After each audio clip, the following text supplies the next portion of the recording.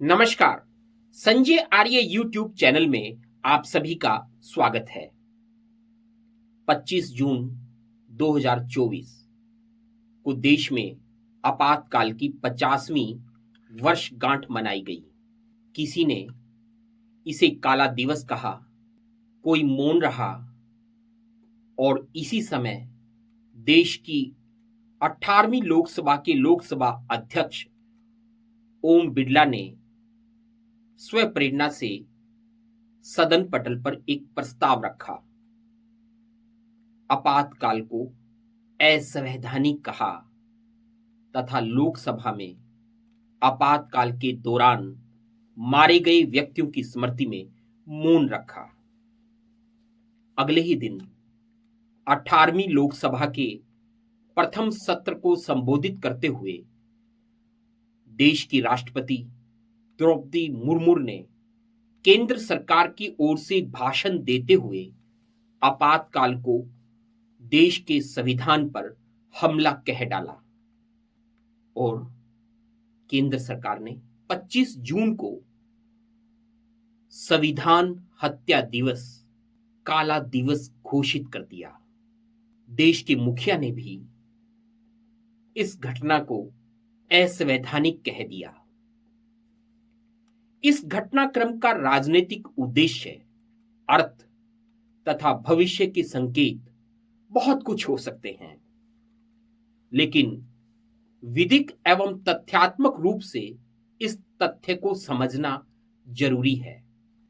प्रथमतः हमें असंवैधानिक अर्थात अनकॉन्स्टिट्यूशनल शब्द का अर्थ समझना होगा। असंवैधानिक, अनकॉन्स्टिट्यूशनल अर्थात संविधान के विपरीत, नॉट असेंडेंस विद कॉन्स्टिट्यूशन। प्रश्न यह है कि क्या आपातकाल का निर्णय असंवैधानिक था या संविधान पर हमला था? इसके लिए हम इन तथ्यों और माननीय सर्वोच्च न्यायालय के निर्णयों को समझना होगा। भारतीय संविधान के निर्माताओं ने ऐतिहासिक सबक और अंतर्राष्ट्रीय मिसालों से सीख लेते हुए राष्ट्रीय सुरक्षा, अखंडता और स्थिरता के लिए गंभीर खतरों से निपटने के लिए आपातकालीन प्रावधानों का मजबूत ढांचा हमारे संविधान में तैयार किया। संविधान के भाग 18 के अनुच्छेद 352 से 360 में शामिल ये प्रावधान संकट के समय सरकार को असाधारण शक्तियां प्रदान करते हैं। बाबा साहब डॉक्टर भीमराव अंबेडकर ने भारत के संघीय ढांचे को प्रशासनिक तंत्र के विफल होने पर एकात्मक प्रणाली में परिवर्तित होने की अपनी क्षमता के लिए विशिष्ट बताया, जिससे प्रतिकूल परिस्थितियों में प्रभावी शासन को सुनिश्चित किया जा सके। न्यायपालिका, विशेष रूप से सर्वोच्च न्यायालय, आपातकालीन कार्यों की संवैधानिकता सुनिश्चित करने में महत्वपूर्ण भूमिका निभाता है, जैसा कि मिनर्वा मिल्स बनाम भारत संघ प्रकरण 1980 जैसे ऐतिहासिक मामलों में देखा गया है। मिनर्वा मिल्स प्रकरण 1980 से पहले भारतीय संविधान के अनुच्छेद 352 के तहत राष्ट्रीय आपातकाल की घोषणा की न्यायिक समीक्षा के बारे में अस्पष्टता थी। यह मुद्दा जिला मजिस्ट्रेट जबलपुर बनाम शिवकांत शुक्ला 1976 के मामले में विवादास्पद निर्णय से उत्पन्न हुआ, जिसमें आमतौर पर बंदी प्रत्यक्षीकरण मामले के रूप में जाना जाता है। बंदी प्रत्यक्षीकरण हर्बस कॉर्पस मामले में सर्वोच्च न्यायालय ने माना था कि राष्ट्रीय आपातकाल के दौरान अनुच्छेद 21, जिसमें जीवन और व्यक्तिगत स्वतंत्रता के संरक्षण की व्यवस्था की गई है, अपने मौलिक अधिकारों के प्रवर्तन के लिए न्यायालय जाने का व्यक्तियों का अधिकार निलंबित कर दिया गया था। इस निर्णय को आपातकाल के दौरान न्यायिक समीक्षा के लिए एक झटके के रूप में देखा गया, क्योंकि इसका तात्पर्य यह था कि अनुच्छेद 352 के तहत राष्ट्रपति की घोषणाएं न्यायिक जांच से मुक्त थी। हालांकि 1977 में आपातकाल की समाप्ति के बाद उसके बाद के घटनाक्रमों के साथ, जिसमें भारत के संविधान का 44वां संशोधन शामिल है, इस रुख में बदलाव आया। 44वें संशोधन अधिनियम ने आपातकाल के दौरान निलंबित किए गए मौलिक अधिकारों को बहाल किया और स्पष्ट किया कि मौलिक अधिकारों के परिवर्तन के लिए न्यायालय में जाने का अधिकार सहित संवैधानिक उपचारों के अधिकार को समाप्त करने के लिए संविधान में संशोधन नहीं किया जा सकता है। मैं याद दिलाऊंगा सर्वोच्च न्यायालय के प्रकरण एडीएम जबलपुर बनाम शिवकांत शुक्ला 1976 की। इस मामले में, जिसे आम तौर पर बंदी प्रत्यक्षीकरण हर्बस कॉर्पस मामला के रूप में जाना जाता है, भारत के सर्वोच्च न्यायालय ने राष्ट्रीय आपातकाल के दौरान मौलिक अधिकारों के निलंबन के बारे में महत्वपूर्ण बिंदुओं पर विचार किया।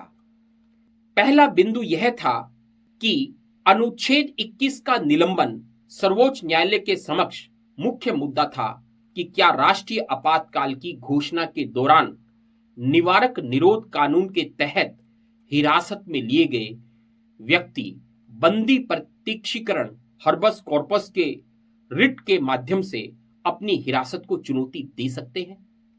भारत का संविधान का अनुच्छेद 21 कानून द्वारा स्थापित प्रक्रियाओं के अनुसार जीवन और व्यक्तिगत स्वतंत्रता के लिए अधिकार की गारंटी देता है। निवारक निरोध की कोई न्यायिक समीक्षा नहीं हो सकती। सर्वोच्च न्यायालय ने 4-1 के बहुमत से फैसला सुनाया। फैसले में माना गया कि राष्ट्रीय आपातकाल के दौरान व्यक्तियों के अपने मौलिक अधिकारों के परिवर्तन के लिए न्यायालयों में जाने का अधिकार विशेष रूप से अनुच्छेद 21 के तहत निलंबित है। मुख्य न्यायाधीश एन रे द्वारा लिखित बहुमत की राय में कहा गया कि भले ही किसी व्यक्ति की हिरासत अवैध हो या कानून के अधिकार के बिना हो, अदालतें आपातकाल के दौरान बंदी प्रत्यक्षीकरण हर्बस कॉर्पस की रिट जारी नहीं कर सकती हैं। पूर्ण संप्रभुता का सिद्धांत बहुमत के पीछे तर्क इस अवधारणा पर आधारित था कि आपातकाल के दौरान राष्ट्रपति का अधिकार अर्थात कार्यकारी शक्ति उसमें निहित है और न्यायिक समीक्षा को ऐसे असाधारण परिस्थितियों में किए गए निर्णयों में हस्तक्षेप नहीं करना चाहिए। न्यायालय ने संकट के दौरान एक मजबूत और स्थिर सरकार की आवश्यकता पर बल दिया। एक न्यायाधिपति ने असहमतिपूर्ण राय दी। वह न्यायाधिपति थे HR खन्ना। उन्होंने बहुमत के दृष्टिकोण के खिलाफ जोरदार तर्क दिए, जिसमें उन्होंने कहा कि जीवन और व्यक्तिगत स्वतंत्रता के अधिकार अर्थात अनुच्छेद 21 के अधिकार आपातकाल के दौरान भी निलंबित नहीं किए जा सकते हैं। न्यायमूर्ति खन्ना ने मौलिक अधिकारों की सर्वोच्चता और स्थिरता के बावजूद उन्हें सुरक्षित रखने के लिए न्यायालय की न्यायपालिका की भूमिका को बरकरार रखा। विवादास्पद प्रकरण एडीएम जबलपुर का मामला भारतीय कानूनी इतिहास का अत्यधिक विवादास्पद मामला है, क्योंकि यह कार्यकारी अधिनायकवाद का समर्थन करता है और आपातकाल के दौरान न्यायिक निगरानी को सीमित कर देता है। स्पष्ट है कि किसी न्यायिक विवेचना में आपातकाल करता है। इन सभी निर्णयों की विवेचना से एक बात स्पष्ट हो जाती है कि किस आपातकाल के दौरान जितने भी निर्णय पारित हुए, जितनी भी न्यायिक विवेचना हुई, उनमें आपातकाल प्रवर्तित करने को कहीं भी असंवैधानिक नहीं कहा गया। न्यायालय के निर्णयों में आपातकाल के दौरान व्यक्ति की स्वतंत्रता और आपातकाल के दौरान लगे प्रतिबंधों की व्याख्या की गई।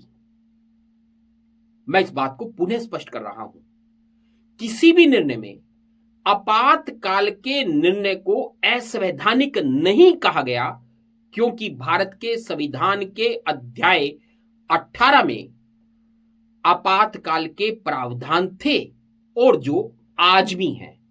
विवाद का विषय केवल मात्र आपातकाल के दौरान व्यक्ति के मौलिक अधिकारों के निलंबन, व्यक्तिगत स्वतंत्रता तक सीमित रह गया। अतः यह कहना कि आपातकाल का निर्णय असंवैधानिक था या संविधान पर हमला था, देश की जनता को भ्रमित करने वाला है। यही मंथन का विषय है कि देश के लिए उत्तरदायी संवैधानिक पद रखने वाले देश की जनता को कब तक भ्रमित करते रहेंगे और हम सब बिना सोचे समझे ताली और थाली बजाते रहेंगे। आपातकाल का निर्णय देश के लिए उचित था या अनुचित था? आपातकाल के दौरान किए गए कार्य देश के नागरिकों के लिए उचित थे, अनुचित थे? यह विवाद का विषय हो सकता है। इस पर आप सब एक मत हो सकते हैं कि देश के नागरिकों के व्यक्तिगत स्वतंत्रता के अधिकारों का अतिक्रमण नहीं होना चाहिए था। आप इस बात से भी सहमत हो सकता हूं कि वह परिस्थितियां जिनमें देश में आपातकाल लगाया गया, क्या देश के लिए संकट में थी और उन प्रावधानों का सही उपयोग किया गया? निश्चित तौर पर यह विवाद के विषय रहे हैं और विवाद के विषय रहेंगे। राज चलाने वालों के लिए भी रहेंगे और देश के नागरिकों के लिए भी रहेंगे। लेकिन इन परिस्थितियों में यह नहीं कहा जा सकता कि वह निर्णय असंवैधानिक था या संविधान की हत्या करने वाला था या संविधान पर हमला था, क्योंकि आपातकाल का प्रावधान कल भी भारतीय संविधान में था और आज भी है, और वह अधिकार केंद्र सरकार को यह शक्ति देता है कि वह देश के हित में आपातकाल को लगा सकता है। यहां एक बात मैं अंत में और कहना चाहूंगा। इस देश की सर्वोच्च सत्ता भारत का संविधान है, क्योंकि भारत के संविधान से ही राष्ट्रपति बना है, भारत के संविधान से ही प्रधानमंत्री बना है, भारत के संविधान से ही देश का सर्वोच्च न्यायालय और मुख्य न्यायाधिपति बना है, और भारत के संविधान से ही आप और हम सब भारत के नागरिक हैं। यह सब चिंतन और मंथन का विषय है। इसीलिए इस चिंतन और मंथन के विषय को मैं आपके लिए लेकर आया हूं, एक तथ्यात्मक जानकारी के साथ, न्यायिक निर्णयों की जानकारी के साथ। विश्लेषण आपको करना है, मंथन आपको करना है, क्योंकि विचार मंथन की प्रक्रिया ही दुनिया की सबसे बड़ी क्रांति होती है। विचार मंथन से ही हम इस देश को लोकतांत्रिक देश रखते हुए, सशक्त लोकतांत्रिक राष्ट्र बनाते हुए आगे ले जा सकते हैं। इसे दुनिया का वह समाजवादी, दुनिया का गैर सांप्रदायिक धर्मनिरपेक्ष राष्ट्र बनाए हुए उसकी गरिमा को कायम रख सकते हैं। यह विषय, आज का विश्लेषण आपको कैसा लगा? YouTube के कमेंट्स बॉक्स में जाकर अपने विचार देना न भूलें। एक दार्शनिक वाटलेर ने कहा है कि हो सकता है मैं आपके विचारों से सहमत नहीं हूं, लेकिन मैं आपके विचार प्रकट करने के अधिकारों की रक्षा करूंगा। हो सकता है कि आप मेरे विचारों से सहमत नहीं हो, लेकिन तथ्यों एवं निर्णयों पर विश्लेषण अवश्य करें। ऐसे महत्वपूर्ण विषयों पर बात करने के लिए संजय आर्य YouTube चैनल के साथ बने रहें। यदि इस चैनल को सब्सक्राइब नहीं किया है तो सब्सक्राइब करना भी न भूलें। धन्यवाद।